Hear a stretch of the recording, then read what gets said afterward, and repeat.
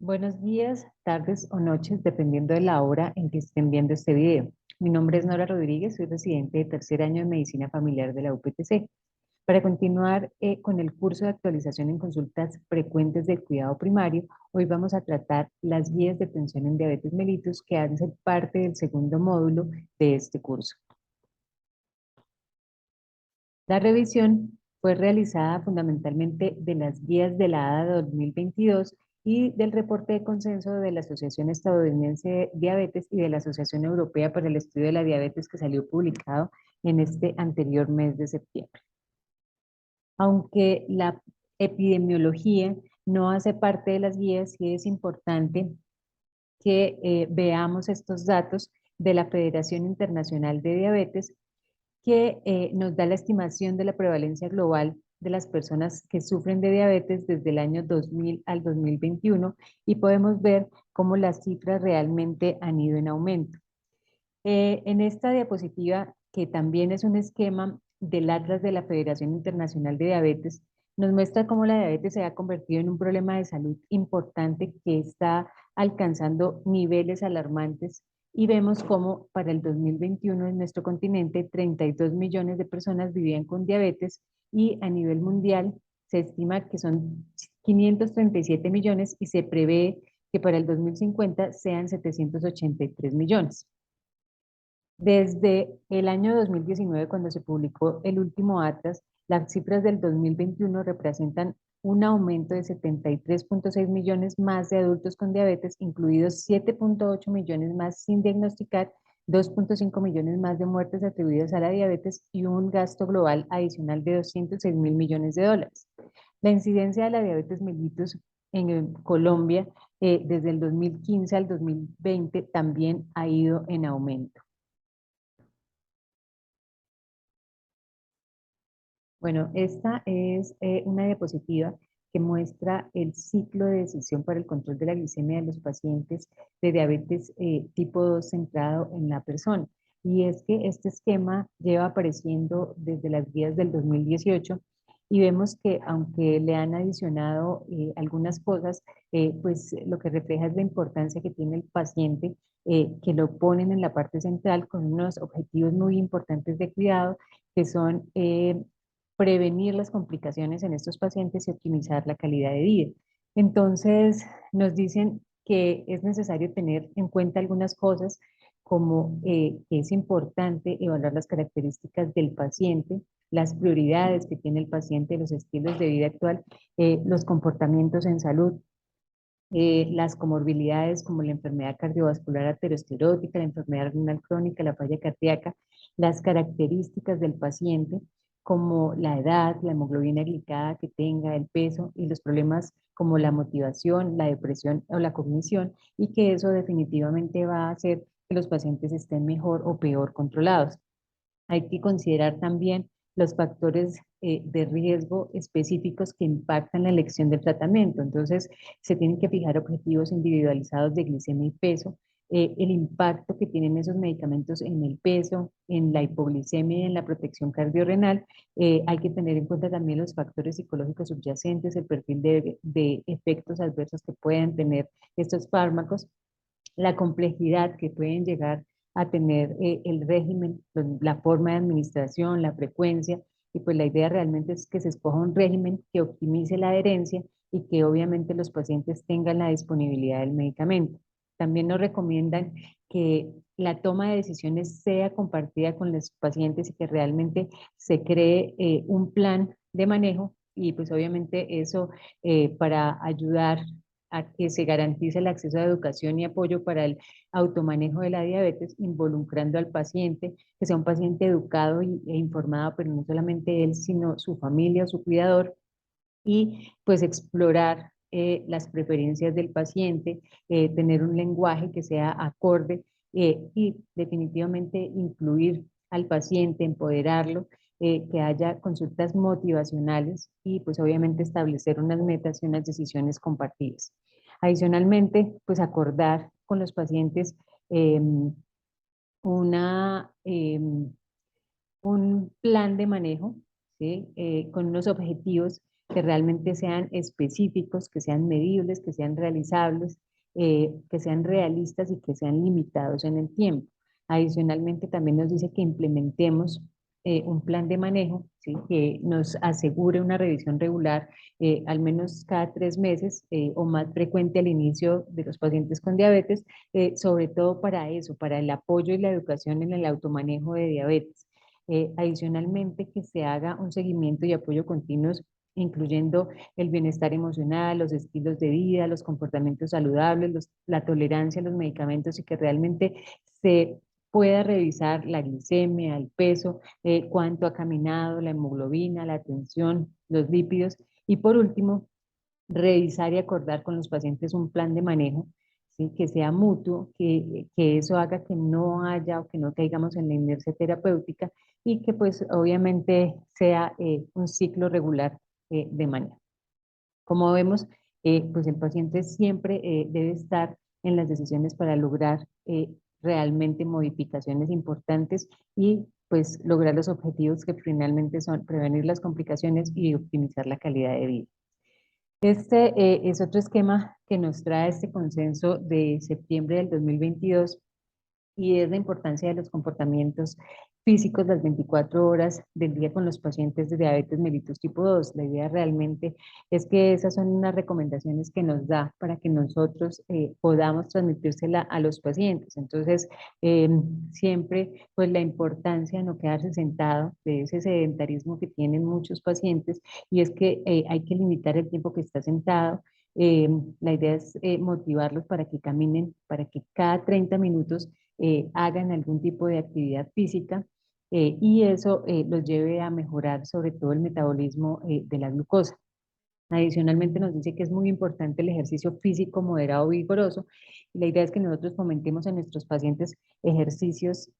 por lo menos 150 minutos a la semana de actividad física moderada, severa, utilizando grandes grupos musculares o 75 minutos de intensidad vigorosa a la semana, que pueden ser repartidos en 3 días a la semana, pero la idea es que realmente no pasen más de 2 días consecutivos de inactividad. Adicionalmente, pues nos recomienda que se realice ejercicio de resistencia 2 a 3 veces a la semana y que adicionalmente también se haga ejercicio de flexibilidad. Vemos que la actividad moderada pues mejora realmente los perfiles metabólicos. En cuanto a la importancia de pues, los pacientes con, digamos, con diabetes tienen cierto grado de fragilidad, entonces hay que tener estas consideraciones cuando les vayamos a hacer o a prescribir el ejercicio. En cuanto a la importancia de la deambulación, nos dicen que un aumento de tan solo 500 pasos al día está asociado con una disminución de riesgo cardiovascular y que disminuye no solo morbilidad, sino mortalidad por todas las causas. También nos dicen que es importante que se realicen ejercicios de resistencia, que pues puede ser cualquier actividad que utilice el propio peso corporal o un ejercicio en contrarresistencia y que eso hace que se mejore la sensibilidad a la insulina y obviamente que se mejoren los niveles de glicemia. Eh, Nos dicen que es importante realizar ejercicios de flexibilidad y equilibrio. Otro tema que casi pues poco había sido tratado es la calidad, cantidad y tipo de sueño y nos recomiendan que los pacientes pues deben dormir más, o sea, los pacientes deben dormir los pacientes que duermen menos de 6 horas o que duermen más de 8 horas tienen compromiso de la glicemia y tienen compromiso de la hemoglobina glicosilada. Entonces, la idea es tener un sueño regular para tener mejores controles de esa hemoglobina glicada y pues que estos pacientes con diabetes casi siempre tienen problemas de insomnio, de apnea obstructiva del sueño, de síndrome de piernas inquietas. Entonces, realmente la idea es promover un sueño en suficiente cantidad, que sea de calidad y que tenga un cronotipo adecuado. Aquí vemos que estos comportamientos, pues obviamente van a tener impacto en la salud metabólica.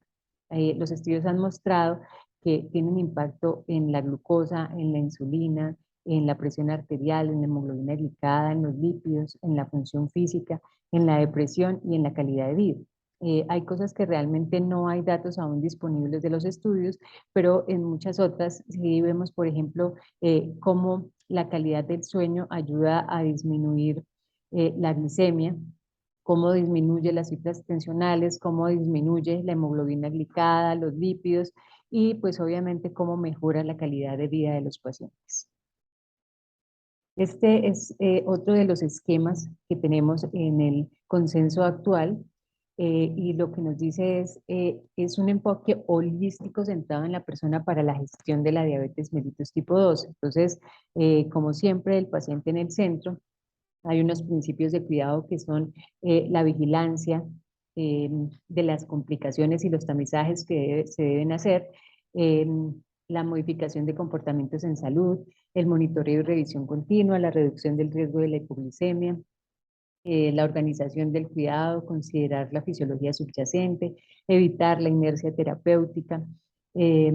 considerar los determinantes sociales en salud, considerar los factores psicosociales, el apoyo a la educación estructurada en salud, el lenguaje y como utilicemos ese lenguaje con el paciente va a hacer que posiblemente mejore su adherencia, que las decisiones deben ser compartidas y siempre considerar el entorno y los recursos de atención médica locales. En el segundo círculo, que viene de colores, eh, tenemos los componentes del cuidado. En cuanto a los componentes del cuidado, pues primero están la medicación y el manejo principalmente de la glicemia y es realmente poder escoger medicamentos o enfoques para lograr las metas de hemoglobina glicada o las metas que nosotros tengamos con estos pacientes, que puede ser metformina o combinación de metformina con otros medicamentos para mantener los objetivos de tratamiento y tener cuidado realmente con las hipoglicemias que en los pacientes que tienen riesgo pueden tener impacto en la mortalidad. En cuanto al manejo del peso, pues vemos que este también es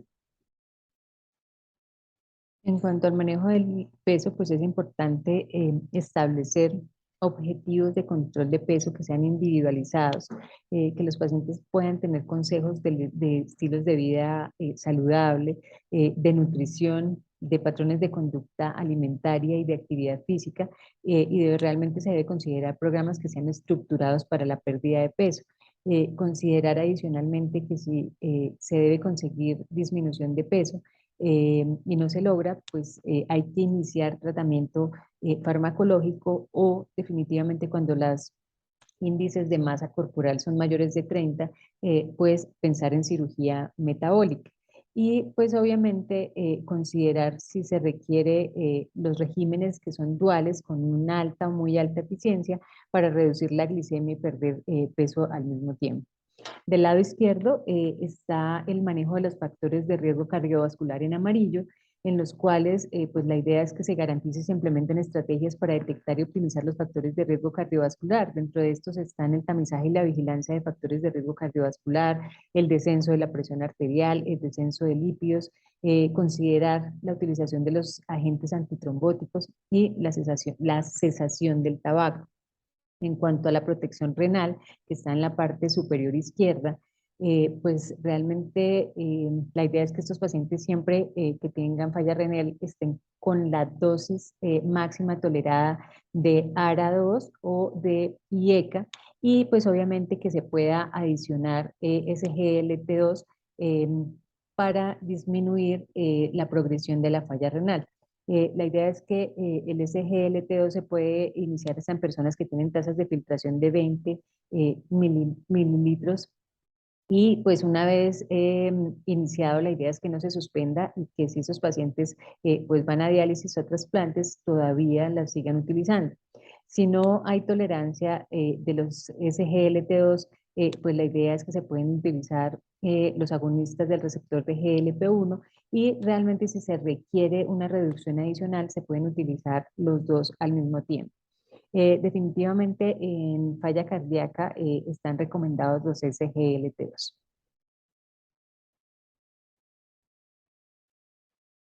Estos son dos de los esquemas o tres de los esquemas que teníamos, que tenemos en la nueva guía. Hay otras consideraciones farmacológicas que las vamos a ver más adelante durante la presentación. Por ahora vamos a seguir con los principales cambios que nos presentó la guía de la ADA 2022 a principios de enero. Entonces, este tenía, digamos que cuatro principales cambios. Era algunas cosas relacionadas con las diabetes tipo 1, debido a que en el año 2021 salió un estudio de diabetes tipo 1 y pues realmente tenemos más evidencia de cómo manejar la diabetes tipo 1. El segundo cambio es que la edad de tamizaje ya no se considera a los 45 años como en la guía anterior, sino que recomiendan iniciar el tamizaje para diabetes a los 35 años. Lo otro es que es cada vez más frecuente el uso de tecnologías, que vamos a ver algo de eso, y por supuesto los estudios que han seguido saliendo de los SGLT2 con evidencia suficiente del beneficio cardiovascular. Entonces, ¿cómo definimos la diabetes? La diabetes pues, es un conjunto de enfermedades caracterizadas por alteraciones metabólicas que generan hiperglicemia persistente con alteraciones debidas a déficit de insulina en la diabetes tipo 1 o a resistencia a la insulina en la diabetes tipo 2. Y pues en la diabetes tipo 2 sabemos que al principio se presenta resistencia, pero que finalmente termina en déficit de insulina. Tenemos la clasificación de la diabetes que tiene la ADA ya desde hace un tiempo. La clasifica como diabetes tipo 1, en la cual hay destrucción autoinmune de las células beta y un déficit absoluto de insulina. La diabetes tipo 2, en la cual hay una pérdida progresiva del adecuado funcionamiento de la función de las células beta. Primero, como les dije, hay resistencia a la insulina y ahí luego hay un déficit de insulina. Los tipos específicos de diabetes que fundamentalmente se consideran debidos a otras causas, dentro de las que está la monogénica, las enfermedades del páncreas exocrino como la pancreatitis, la fibrosis quística, la inducida por medicamentos o químicos, dentro de los cuales tenemos los glucocorticoides, el tratamiento para VIH y en pacientes después de haber sido trasplantados. En cuanto a la diabetes estacional, pues es la que se diagnostica en el segundo o tercer trimestre del embarazo. En los pacientes, estos son los criterios que se tienen, los criterios para realizar tamizaje en pacientes asintomáticos. Entonces, lo primero es que se debe considerar la realización de pruebas en adultos con sobrepeso o obesidad con índices corporales mayores de 25 kilogramos por metro cuadrado, o en la que nos dicen que 23 kilogramos por metro cuadrado en estadounidenses asiáticos que tengan uno o más de los siguientes factores de riesgo. Entonces, familiar de primer grado con diabetes, raza, origen étnico de alto riesgo, que son afroamericanos, somos los latinos, los nativos americanos, los asiáticos americanos y los isleños del Pacífico, historial de enfermedad cardiovascular o cerebrovascular, hipertensión con cifras tensionales mayores e iguales de 140 a 90 milímetros de mercurio o en tratamiento para la tensión arterial, niveles de colesterol HDL menores de 35 miligramos por decilitro o niveles de triglicéridos mayores de 250 miligramos por decilitro, mujeres con síndrome de ovario poliquístico, sedentarismo, que es la inactividad física, y otras condiciones que están relacionadas con la resistencia a la insulina, como la obesidad severa o la cantosis nigricans. También se debe realizar en los pacientes que tienen diabetes, prediabetes, o sea, en los hemoglobinas, pacientes que tengan hemoglobinas glicadas mayores de 5.7%, alteración de la glucosa en ayunas, alteración de la tolerancia a la glucosa. A estos pacientes se les debe realizar tamizaje anualmente. Igualmente se le debe realizar a las mujeres a las que se le diagnosticó diabetes mellitus gestacional y deben hacerse la prueba de por vida al menos cada 3 años. Para todos los demás pacientes, las pruebas deben comenzar a los 35 años, como ya vimos que se cambió en esta guía, y pues si los resultados son normales, las pruebas se deben repetir en intervalos mínimos de 3 años con la consideración de pruebas más frecuentes según los resultados iniciales y el estado del riesgo. Y hay unas consideraciones especiales para los pacientes con VIH que se debe realizar para al principio cuando se les inicia el tratamiento, cuando se cambia la terapia o cuando se hacen ajustes a la terapia. Casi siempre a los 3 y 6 meses y posteriormente se deben realizar cada año. Aquí estamos con los criterios de la prediabetes, entonces tenemos tres criterios fundamentales. El primero es la glucosa plasmática en ayunas, que sea mayor o igual a 100 miligramos por decilitro, hasta 125 miligramos por decilitro, es lo que consideramos alteración de la glucosa en ayunas. Glucosa plasmática a las 2 horas, con una prueba de tolerancia oral a la glucosa de 75 gramos, y que esos valores estén entre 140 y 199 miligramos por decilitro, y es a lo que llamamos alteración de la tolerancia a la glucosa, y una hemoglobina glicada entre 5,7 y 6,4%. Acordémonos que la prediabetes es el factor de riesgo más importante para progresar a diabetes. Entonces, estos pacientes son los que fundamentalmente más tenemos que tener en cuenta. Bueno, ¿y cómo hacemos el diagnóstico de diabetes? Entonces, pues lo hacemos con una glucosa plasmática en ayunas que esté mayor o igual a 126 miligramos por decilitro. Y el ayuno se refiere a, o se define como la ausencia de aporte calórico durante al menos 8 horas. La glucosa plasmática a las 2 horas, que sea mayor o igual a 200 miligramos por decilitro durante una prueba de tolerancia de la glucosa. La prueba debe realizarse utilizando una carga de glucosa que contenga el equivalente a 75 gramos de glucosa disuelta en agua. O el otro criterio es que tenga una hemoglobina glicada mayor a 6,5%, y la prueba debe realizarse pues en un laboratorio que realmente esté certificado y estandarizado. Acordémonos también que para realizar de manera adecuada la prueba de tolerancia a la glucosa, el paciente debe tener una ingesta de carbohidratos de 150 gramos al día, por lo menos 3 días antes de realizarse la prueba. ¿Y cómo se hace el diagnóstico? Entonces, en algunas ocasiones eh, se piden las 3 pruebas, y la idea es que si 2 de las 3 pruebas está alterada, se hace el diagnóstico de diabetes. Si una prueba está alterada y la otra está normal, pues hay que repetir la que está alterada. Y si tenemos que sigue alterada, pues hacemos o confirmamos el diagnóstico de diabetes. Tenemos otro caso en el cual realmente no necesitamos repetir la prueba, sino que si el paciente tiene síntomas y adicionalmente el paciente tiene una hiperglicemia, una crisis hiperglicemia con una glicemia plasmática aleatoria mayor o igual a 200 miligramos, pues ya tenemos un paciente que es diabético y no necesitamos hacer ni glucosa plasmática, o sea, la prueba de tolerancia a la prueba de tolerancia a la glucosa, ni necesitamos hacer la hemoglobina glicada. En cuanto a la prevención, pues tenemos que realmente es muy importante la reducción del peso. Entonces, las nuevas guías nos dicen que una reducción entre el 5 y el 10% del peso realmente tiene una mejoría metabólica, pero que del 10 al 15% de pérdida de peso, el efecto realmente es modificador y puede conducir a remisión de la diabetes. También, pues como ya vimos, nos recomienda la actividad física en estos pacientes, que sean con programas realmente dirigidos, que tengan una nutrición que sea mediterránea o DASH, que es la que también se recomienda en los pacientes hipertensos. Y pues hay dietas vegetarianas o veganas con disminución del aporte de carbohidratos, que también pues puede ayudarnos para prevenir la diabetes. En cuanto a la parte farmacológica, pues se recomiendan los pacientes metformina, sobre todo en pacientes,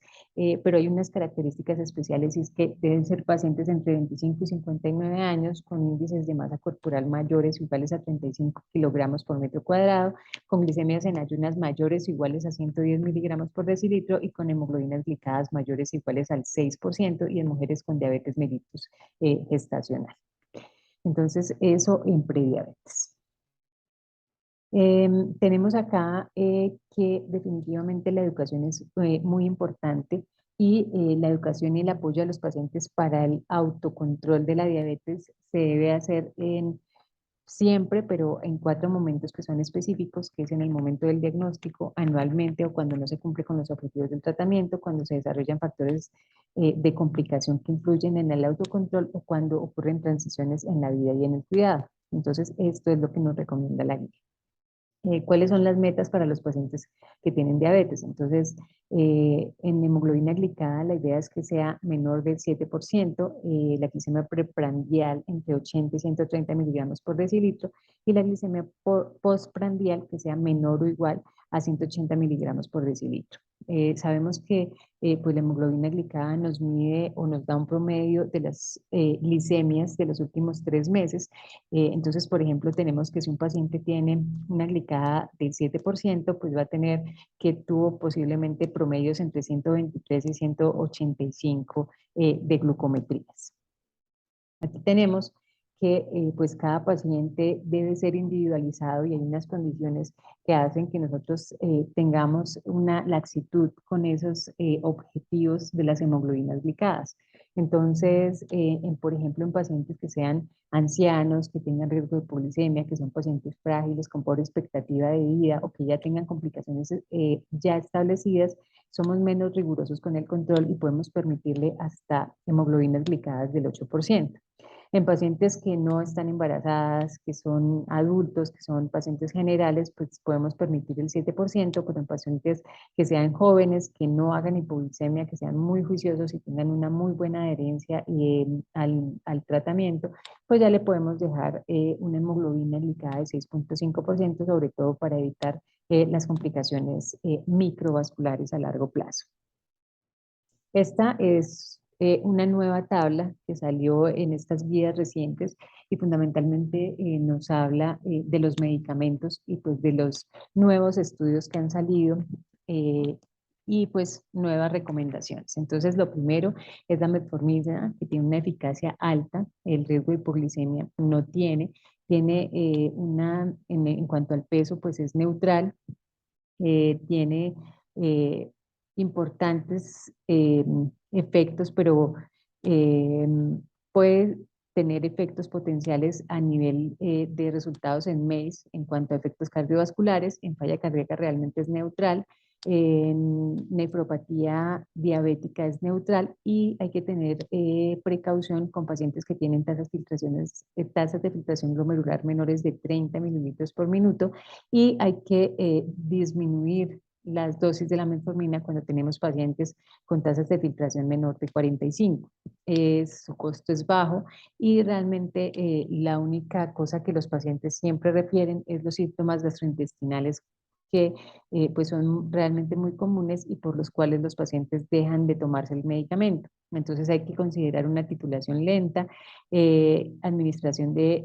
con los alimentos para disminuir esa sintomatología gastrointestinal y hay que tener en cuenta que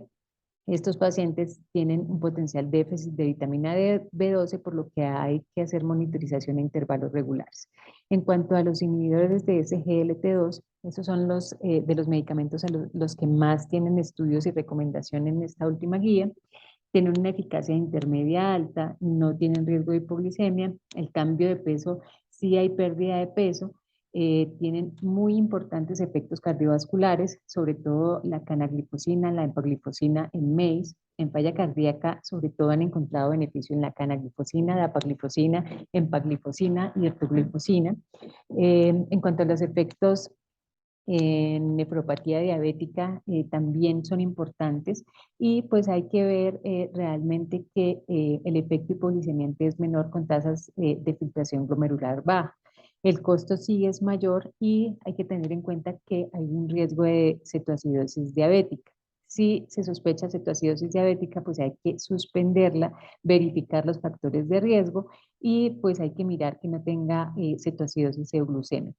Se recomienda realmente que se suspendan 3 a 4 días antes de cirugías programadas, durante enfermedades críticas o durante ayuno prolongado para disminuir el riesgo potencial de la cetoacidosis diabética. Y estos pacientes hay que tener cuidado porque tienen mayor riesgo de infecciones micóticas genitales, por lo que hay que hacer recomendación de baño genital muy acucioso. Hay algunos reportes de fascitis necrotizante, pues en tal caso la idea es suspender e iniciar el manejo respectivo y siempre verificar el estado de volemia, la presión arterial y ver otros agentes que puedan producir hipovolemia, sobre todo los diuréticos. En cuanto a los agonistas del receptor GLP-1, pues la eficacia realmente es alta, y muy alta, no tienen riesgo de hipoglicemia, tienen cambio en el peso es importante y se ha encontrado efecto en el MACE, en la glutida, la liraglutida y la semaglutida. En falla cardíaca sí realmente el efecto es neutral y han encontrado también importantes efectos a nivel de nefropatía diabética. La idea es que también estos pacientes hay que tener cuidado porque pueden tener reacciones gastrointestinales severas. Se ha encontrado cáncer medular de tiroides en ratones, pero realmente no hay estudios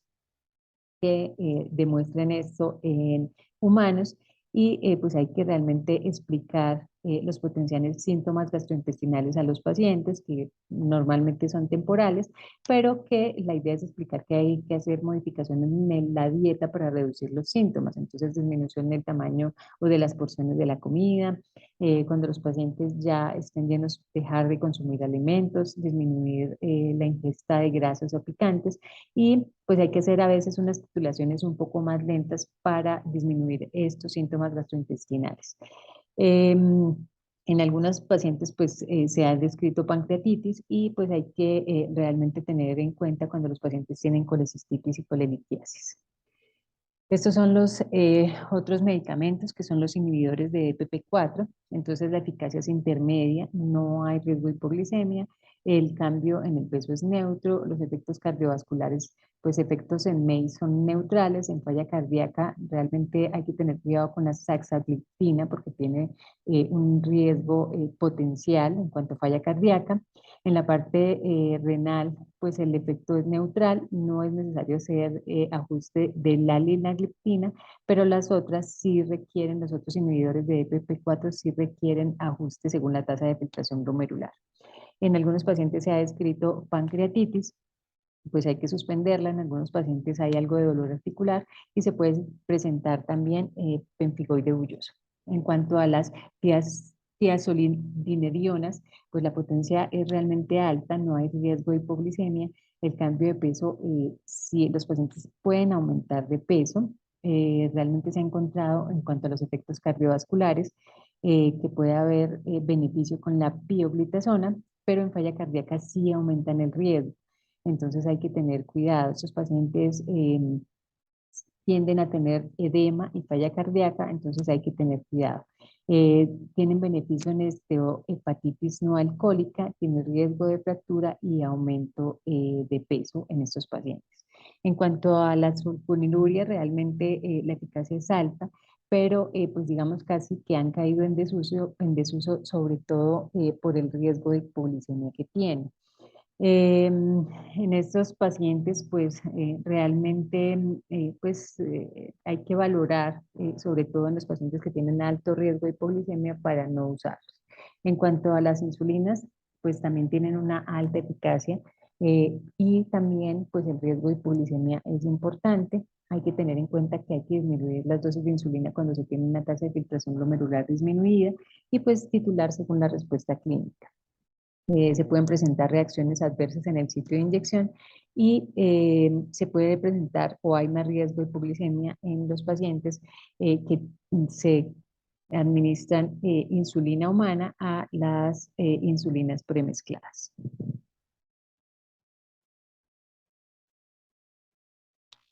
Este es un nuevo cuadro que también nos presenta este consenso de septiembre y es que nos dice, bueno, hay que hacer cambios o hay que mirar los estilos de vida, los determinantes sociales en salud, pero tenemos que ver cuál es el objetivo que nosotros tenemos como más importante. Si el objetivo es la reducción del riesgo cardiovascular o si los pacientes realmente tienen alto riesgo cardiovascular, pues el manejo es uno, pero si en cambio el manejo realmente es mantener una glicemia más controlada o el control de peso, pues realmente nos vamos a ir por el lado derecho. Pero si lo más importante es la reducción del riesgo cardiovascular, entonces nos recomiendan irnos por el lado izquierdo. Entonces, si hay pacientes con enfermedad cardiovascular establecida, en estos pacientes la recomendación es iniciar un GLP-1, ¿sí? Y en caso de que no haya tolerancia, entonces utilizar los GLP-2, GLT-2.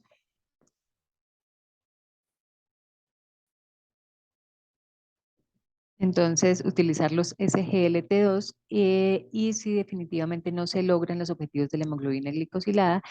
pues se pueden utilizar los dos al mismo tiempo. Si definitivamente no se consiguen los objetivos, lo que es necesario es ver las barreras para lograr esos objetivos, hacer educación al paciente, considerar la tecnología en diabetes que nos permitan tener un mejor control. En pacientes con falla cardíaca, definitivamente los SGLT2 son los que están más recomendados y si los pacientes tienen falla renal,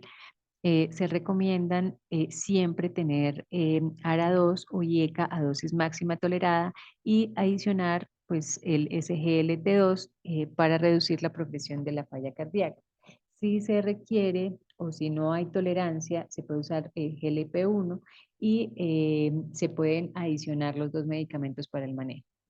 En cuanto al lado derecho, si nuestro objetivo es la glicemia o el peso, pues realmente la idea es escoger metformina en combinación con otros agentes para mantener realmente los objetivos. Y dependiendo pues, de los objetivos en glicemia, se va a escoger unos que tengan una eficacia muy alta, que es la dulaglutida o semaglutida o la insulina o una combinación de medicamentos orales con inyectables, o si se necesita una alta eficacia, entonces estarán los GLP-1 con la metformina, los SGLT2, las sulfonilurias, y si definitivamente se requiere una eficacia intermedia, entonces están los DPP-4. En cuanto al manejo del peso, pues eso ya lo habíamos visto en una diapositiva anterior y es ver la parte de los estilos de vida, que estén en un programa que sea para perder peso, considerar medicamentos para disminuir peso y si definitivamente el peso es muy alto, se puede considerar la cirugía metabólica. Entonces, en estos pacientes se puede también escoger los medicamentos dependiendo de qué tanta eficacia necesitamos. Entonces, si necesitamos eficacia muy alta, alta, intermedia o neutral.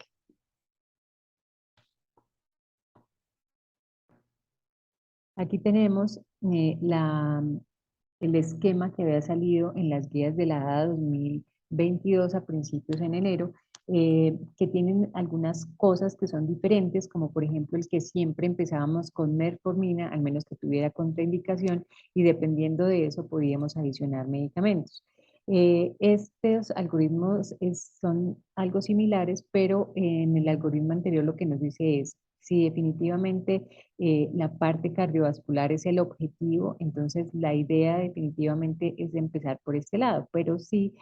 eh, no es el objetivo, entonces se empieza por el lado derecho. En cuanto a la insulina, pues siguen las mismas recomendaciones casi que las anteriores, igual empezar con hipoglicemiantes orales, pero en caso pues, de que definitivamente no se cumplen los objetivos, pues es necesario iniciar la insulina basal a una dosis de 10 unidades o de 0.2 unidades por kilo por día y pues dependiendo de lo que nosotros queramos y de los objetivos se pueden ir titulando o hacer monitorización continua de la glicemia para poder realmente hacer o tener los objetivos más claros y ver si se están cumpliendo o si los pacientes los están cumpliendo. Entonces, en cuanto a eso, pues hay unas consideraciones especiales y es que se debe hacer manejo dual, definitivamente si hay una hemoglobina glicada mayor de 8.5% y se debe manejar definitivamente con insulina cuando las hemoglobinas glicadas están mayores del 10%, cuando hay glicemias mayores de 300 miligramos, cuando se sospecha fallo de células beta o cuando hay hipercatabolismo. Esto pues es un esquema que realmente es para el inicio de la insulina, pero pues esto sí requeriríamos hacer una charla adicional para ver cómo es el esquema de insulinización con los pacientes. En cuanto a la tecnología en diabetes, tenemos pues, que en cuanto a la tecnología, lo primero es que tenemos unos objetivos y los objetivos que se trazan con esta tecnología es mejorar el control de la glicemia del paciente, administrar de manera más fisiológica y pues que se adapte a las necesidades de cada paciente. Esto requiere, por supuesto, que haya educación, capacitación y que haya seguimiento. Esto nos permite que haya un mejor control de la hemoglobina glicada, menos hipoglicemia en los pacientes y pues obviamente nos permite como determinar qué pacientes están haciendo hipoglicemia inadvertida. Eso también lo podemos hacer con un cuestionario, que es el cuestionario de CLAT. En cuanto al monitoreo continuo de la glucosa, pues puede ser continuo o intermitente. Normalmente el intermitente se hace pues con la glucosa intersticial, ahí es donde toman la muestra los medidores y pues hay unas sustancias que realmente pueden intervenir para que los resultados salgan alterados, como el ácido úrico, la galactosa, la silosa, el ácido ascórbico y la L-DOPA. Sobre todo, pues se utilizan en pacientes que tienen múltiples dosis de insulina, que tienen muy alto riesgo de hipolicemia en pacientes embarazadas, pero pues también depende del costo y de los recursos que tengamos a mano. En cuanto a las bombas de insulina,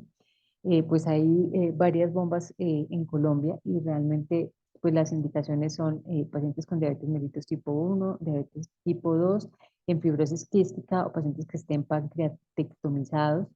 cuando los pacientes tienen múltiples dosis de insulina, cuando tienen riesgo de hipoglicemia, cuando tienen alta variabilidad glucémica, cuando tienen hipoglicemia inadvertida. Y en cuanto a la tecnología dentro de los entornos hospitalarios, pues sí se permite el uso, pero realmente hay que tener en cuenta factores como el riesgo de infección, que algunos medicamentos pues hacen que se altere la glicemia, la inmovilidad también, cambios en la dieta y otros factores que realmente pueden afectar la sensibilidad a la insulina y la respuesta como tal a la misma. Entonces aquí está el cuestionario de CLAR, que es para que los pacientes realmente nos puedan ayudar para decirnos si están presentando hipoglicemias inadvertidas. Este es un esquema del monitoreo que se hace y los valores que nos entrega el monitoreo continuo de glicemia. Entonces, la idea realmente es varios valores. Primero, entonces, es mirar el número de días, que la idea es que cuando sea ese monitoreo sea mínimo de 14 días, que el porcentaje en el que el paciente lo usó sea al menos el 70% de los 14 días. Em, este indicador de glucosa pues tiene relación con la hemoglobina glicada, o sea, es un aproximado que nos da de la hemoglobina glicada. La variabilidad glicémica, la idea es que sea menor o igual al 36%, porque esto entre más alto nos reporte, pues habrá más riesgo de hipoglicemia. El tiempo por encima del rango, entonces hay dos tiempos por encima del rango, que es el que es mayor de 250 miligramos por decilitro, que es un nivel 2 de hiperglicemia, que deben ser menos del 5% en esos valores que se han medido, y el tiempo por arriba del rango, que estén entre 181 y 200 miligramos por decilitro, que sean menos del 25%, y eso se considera un nivel 1 de hiperglicemia. El tiempo en rango, que es el tiempo en el que las glicemias están entre 70 y 180 miligramos por decilitro, que son nuestras glicemias deseadas, debe ser mayor o igual al 70%. Y el tiempo por debajo del rango, pues hay dos. Cuando hay un nivel 1 de hipoglicemia, que está entre 54 y 69 miligramos por decilitro, que deben de estar en menos del 4%, y un tiempo por debajo del rango, que está menos de 54 miligramos por decilitro, que es un nivel 2 de hipoglicemia que debe estar en menos del 1%. En cuanto a los componentes de la evaluación y de las visitas anuales, pues sabemos que los pacientes realmente en cada visita se les debe hacer un examen completo en donde se tomen todas las medidas antropométricas, se haga medida de la presión arterial, se vea si tienen riesgo de hipotensión ortostática, se haga examen de los pies, se haga screening para depresión, ansiedad o desórdenes alimentarios y pues obviamente se considere la funcionalidad del paciente. Eso se debe hacer siempre en la visita anual y pues en la visita inicial. Y dependiendo pues de si los pacientes realmente no están controlados, van a requerir que se les siga haciendo y dependiendo de lo que encontremos pues en ese mismo examen físico. En cuanto a las pruebas de laboratorio, pues la idea es que, por ejemplo, la hemoglobina glicada se haga el ingreso y cada 3 meses pero depende pues también del control de la hemoglobina glicada. En los pacientes cada año se les debe hacer control de lípidos, LDL, HDL, colesterol, triglicéridos, pruebas de función hepática, se les debe hacer relación albuminuria-creatinuria, creatinina sérica para poder determinar la tasa de filtración glomerular, TSH, sobre todo en pacientes que tienen diabetes tipo 2, en los pacientes que tienen metformina, hacer el seguimiento de la vitamina B12 y en los pacientes que tienen los sartano, que tienen ARA2 y que tienen IECAS, la idea es tomar potasio para mirar cómo está ese potasio. En cuanto a las complicaciones, tenemos complicaciones agudas y crónicas. Las agudas está la hiperglicemia y la hipoglicemia. En cuanto a la hiperglicemia está la cetoacidosis y el estado hiperosmolar. En cuanto a las crónicas están las complicaciones microvasculares, que es la retinopatía, nefropatía y neuropatía. Y las macrovasculares, en las que está la enfermedad coronaria, la enfermedad cerebrovascular y la enfermedad arterial periférica. En cuanto a la evaluación del riesgo de hipoglicemia, pues tenemos unos factores que incrementan el riesgo de hipoglicemia, entonces el uso de insulinas o de secretagogos como las sulfonilurias, eh, lesión o alteración de la función hepática o renal, diabetes de larga duración, fragilidad, pacientes mayores, deterioro cognitivo, hipoglicemia pues que no es sintomática o que los pacientes realmente no la detectan, algunos trastornos de comportamiento o inhabilidades intelectuales, uso de alcohol, polifarmacia, historia de eventos de hipoglicemia. Entonces, en estos pacientes es necesario preguntarles los síntomas neurogénicos y neuroglicopénicos y nos clasifica la hipoglicemia en tipo 1, nivel 1, que son glicemias menores de 70, nivel 2 que son menores de 54 y nivel 3 que es cuando ya los pacientes hacen alteración del estado de la conciencia o del estado físico y requieren asistencia para tratar de la hipoglicemia. Les debe enseñar a los pacientes la regla de los 15, es que deben tener 15 gramos de glucosa para administrarse vía oral, que se debe tomar una nueva glucometría a los 15 minutos y de no mejorar, pues se deben administrar otros 15 gramos de glucosa o definitivamente 150 de destroza en agua destilada al 10%. En cuanto a las complicaciones de neuropatía y retinopatía diabética, pues en la neuropatía se debe hacer tamizaje anual, sobre todo para determinar si hay polineuropatía simétrica distal. Hay otros tipos de neuropatía como la autonómica, la cardíaca, la gastrointestinal y la genitourinaria, que más los pacientes no la cuentan, pero por ejemplo en la neuropatía se debe examinar los pies para ver la fibra grande y la fibra pequeña. En cuanto a la fibra grande, se examina con prueba del pinchazo y la temperatura, y la fibra pequeña con la prueba de monofilamento. Y el manejo fundamentalmente es, bueno, tener cuidado, por ejemplo, con los pies, que no vayan a hacer úlceras, y para el dolor, la gabapentina, la pregabalina y la duloxetina son los medicamentos que recomienda la guía de la ADA. En cuanto al tamizaje de retinopatía, pues el tamizaje debe ser anual, en las pacientes embarazadas debe ser trimestral, se debe hacer un fondo de ojo dilatado y realmente la idea es que oftalmología los pueda valorar. En cuanto a la nefropatía diabética, pues sabemos que tenemos que tomar la creatinina y que adicionalmente la relación albuminuria-creatinuria, y dependiendo de eso vemos la clasificación. Cuando tenemos un deterioro de la falla renal, la idea es que se haga un nuevo examen de creatinina y de albuminuria-creatinuria a los 3 meses para que realmente queden clasificados como en falla renal, y casi siempre se clasifican cuando están con tasas de filtración glomerular menores de 60. En estos pacientes realmente pues los estudios han mostrado que los SGLT2 son los medicamentos que se deben usar. Antes nos estaban diciendo que el IECA y el ARA2 y proteinuria, pero la idea es realmente que se mantengan todo el tiempo independiente de la tasa de filtración glomerular. Restricciones de proteína cuando las tasas de filtración glomerular son menores a 60, y siempre es necesario vigilar pues los electrolitos, acidosis metabólica cuando se esté deteriorando la tasa de filtración glomerular. Y con tasas de filtración glomerular menores de 30 o con deterioro rápido de la función renal es necesario la remisión a nefrología.